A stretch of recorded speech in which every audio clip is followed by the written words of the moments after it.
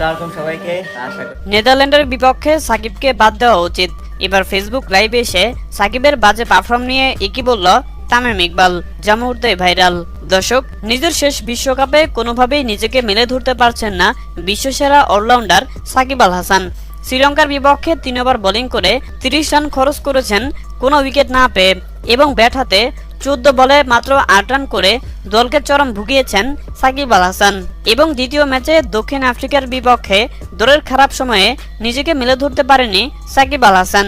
Bat হাতে 4 বলে 3 run করে দলের হারের অন্যতম কারণ ছিলেন তিনি, এবং বল হাতে মাত্র 1 ওভার বোলিং করে 6 রান খরচ করেছিলেন। আর বিশ্বকাপে টানা 2 ম্যাচে সাকিবের এমন বাজে পারফর্ম দেখে রীতিমতো চরম হতাশ টাইগার ভক্ত সমর্থকরা। এবং কি সর্বশেষ 20 টি-20 ম্যাচে 40 অর্ধ রান করতে পারেননি সাকিব আল হাসান। সেহেতু বলাই যাচ্ছে নিজের সবথেকে খারাপ সময় পার করছেন সাকিব আল হাসান।